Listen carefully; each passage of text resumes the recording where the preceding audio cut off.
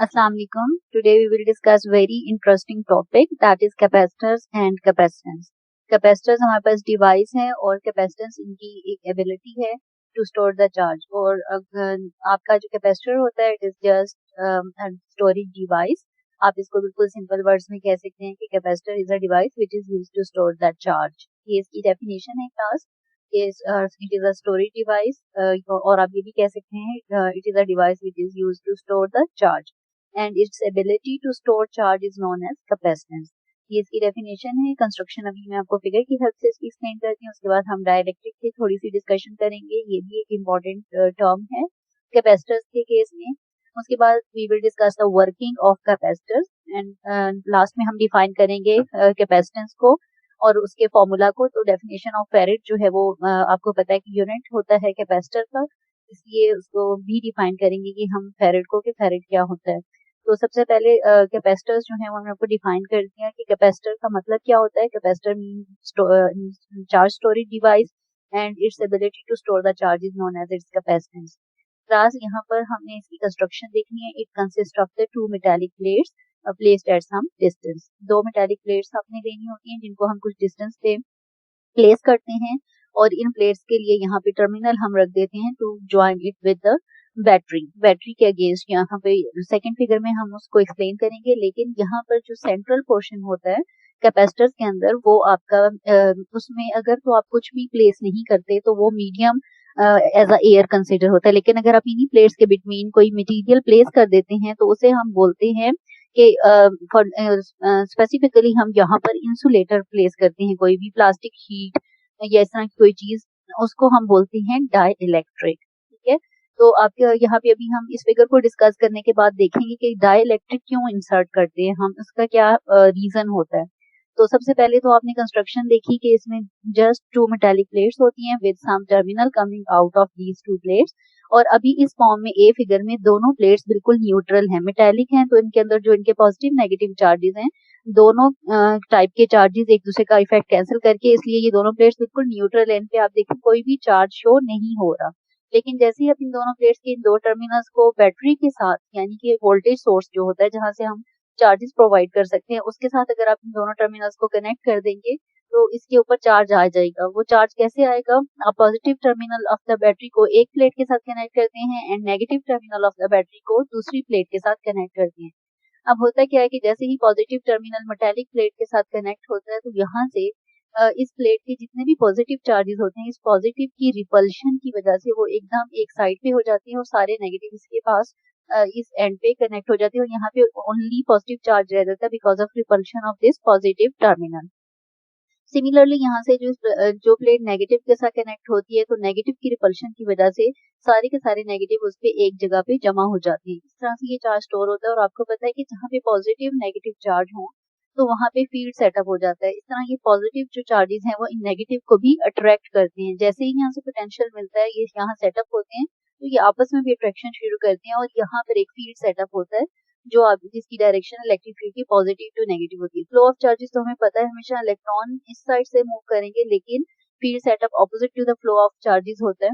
तो पॉजिटिव यानी कि point of higher potential to the point of lower potential एक इलेक्ट्रिक फील्ड यहाँ पर सेट हो जाएगा इन दो प्लेट्स के बिटवीन।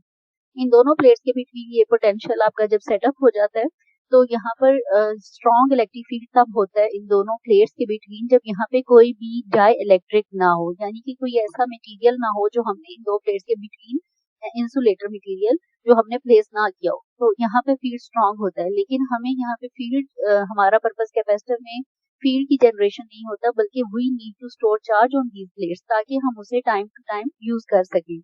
उस पर्पस के लिए हमें क्या करना होता है कि हमने इस फील्ड को यहाँ पे हम चाहते हैं कि चार्ज भी स्टोर हो और यहाँ फील्ड अट्रैक्शन की बजाय यहाँ पर ज्यादातर स्टोरेज जो है वो प्लेट्स के ऊपर हो। लेकिन यहाँ पर अगर कोई भी मीडियम आप प्लेस नहीं कर रहे होते इंसुलेटिंग मीडियम तो क्या होता है कि एक प्रॉपर इलेक्ट्रिक फील्ड सेटअप होता है जिसकी वजह से स्टोरेज ऑफ द चार्ज भी स्ट्रॉन्ग नहीं होती। तो हम इसके बिटवीन इंसुलेटिंग मटेरियल प्लेट्स के प्लेस कर देते हैं क्योंकि वो इंसुलेटर होता है, चार्जेस की कंडक्शन को रोकता है। तो जैसे ही इंसुलेटर इसमें इंसर्ट होता है it reduces the effect of electric field. तो ये चार्जेस जो हैं जो यहाँ पे रिपल्शन की वजह से इकट्ठे हो रहे होते हैं वो फील्ड सेटअप की बजाय यहाँ पे ज्यादा कंसंट्रेशन उनकी हो जाती है क्योंकि बीच में इंसुलेटर आ जाता है।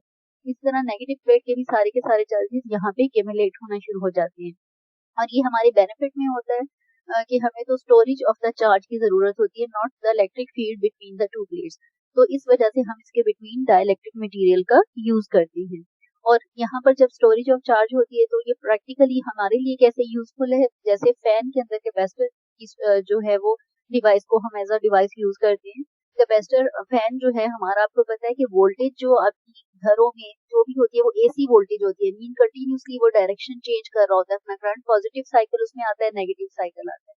लेकिन फैन जो है हमारा, आपको पता है कि ऑल्टरनेट डायरेक्शन ऑफ चार्जेस की वजह से उसको तो डायरेक्शन चेंज करनी चाहिए, लेकिन वो एक ही सर्कल में मूव क्यों करता रहता है, बिकॉज कि कैपेसिटर उसके अंदर लगा होता है और कैपेसिटर में जब पॉजिटिव साइकिल आपके एसी साइकिल जो अल्टरनेटिव करंट आपके मेन से आ रहा होता है फैन में, वो जब पॉजिटिव साइकिल आता है तो पॉजिटिव प्लेट के साथ कनेक्ट हो जाता है और पॉजिटिव से चार्ज करंट को देना शुरू हो जाता है। फिर नेगेटिव साइकिल के साथ नेगेटिव प्लेट खुद ब खुद कनेक्ट हो जाती है और डायरेक्शन चेंज होने की बजाय दोनों में जो, यानी कि एट अ टाइम वो एक प्लेट को यूज कर रहा होता है उसके स्टोर चार्ज को। जब तक आपका नेगेटिव साइकिल आ रहा होता है वो नेगेटिव प्लेट के साथ कनेक्टेड होता है और इस पे चार्ज को स्टोर कर रहा होता है, उतनी देर में ये वाली प्लेट आपके फैन को एक ही डायरेक्शन में कनेक्टेड रखती है, उसका जो चार्ज स्टोर होता है वो उसे देती रहती है। फिर साथ ही आपके पास जब साइकिल चेंज होता है मेन से, तो प्लेट अपना कनेक्शन फैन के साथ चेंज करती है, मींस वो इस साइकिल को यहाँ तक नहीं पहुंचने देती कि फैन डायरेक्शन चेंज करे। तो फैन एक ही डायरेक्शन में रहता है, उसे सिर्फ चार्ज चाहिए होता है मूवमेंट के लिए, वो भी पॉजिटिव के फॉर्म में या नेगेटिव में, इसलिए प्लेट का कनेक्शन उसके साथ कंटिन्यूसली चेंज होता रहता है। एक चार्ज होती है और एक का स्टोर्ड चार्ज फैन यूज कर कर मूव कर रहा होता है। इसी तरह अगर आपका फैन स्लो हो जाता है तो हम यही कहते हैं कि उसमें जो चार्ज उसका कैपेसिटर है वो सही वर्क नहीं कर रहा। तो ये वर्किंग है क्लास कैपेसिटर की, और ये वर्किंग ये तो जस्ट कॉन्सेप्चुअल, इसका एक मैंने आपको एक्सप्लेनेशन दी।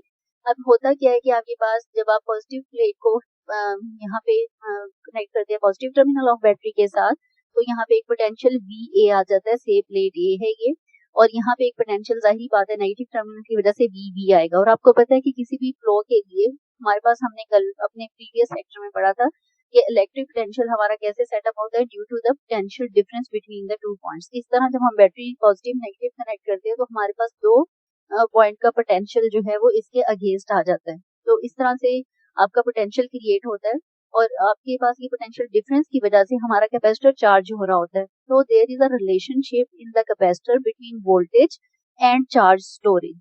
आपका वोल्टेज, आपका करंट जितना ज्यादा आपकी प्लेट को कैपेसिटर के मिलेगा, उतनी ही उसकी चार्ज की स्टोरेज ज्यादा होगी, उतना ही ज्यादा, जितना ज्यादा आप पॉजिटिव बढ़ाएंगे उतने ही ज्यादा पॉजिटिव चार्जेस रिपेल होंगे इस प्लेट में और उनकी एक्यूमुलेशन ज्यादा होगी। सिमिलरली जितना नेगेटिव की तरफ से बढ़ेगा, सो इस वजह से इस रिलेशनशिप को हम डायरेक्ट रिलेशनशिप बोलते हैं, यानी कि voltage and charge, Q represents charge and V represent voltage. जितना वोल्टेज बढ़ाओगे उतना ही चार्ज स्टोर होगा। दैट्स व्हाई हम कहते हैं कैपेसिटर के अंदर कि charge is directly proportional to the voltage.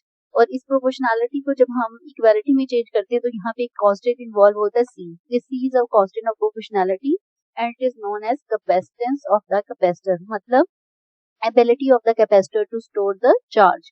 तो C आपकी ability of the capacitor to store the charge है, और इसकी वैल्यू अगर हम निकालें इसी फॉर्मूला से, तो C को यहीं अगर रहने दें तो Q/V इसका फॉर्मूला बनता है।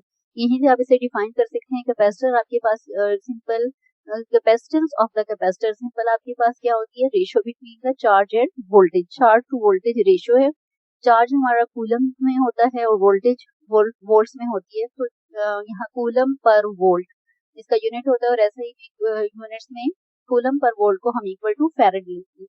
और फैरेड की डेफिनेशन ये है कि आपके पास if the charge of 1 coulomb creates the potential equal to 1 volt in any capacitor, तो its capacitance will be equal to 1 farad. लेकिन हम फैरेड का यूनिट बहुत कम यूज करते हैं, प्रैक्टिकली हम इसके स्मॉल यूनिट्स यूज करते हैं, that's microfarad. Mostly microfarad use करते हैं स्मॉल छोटी छोटी कैपेसिटर्स, छोटी छोटी इलेक्ट्रॉनिक डिवाइसेस के लिए नैनोफैरेड या पिकोफैरेड का हम यूज करते हैं। तो ये क्लास आपका बहुत इजी और सिंपल सा टॉपिक था, capacitors and their capacitance. I hope आपको समझ आया होगा। Thank you so much.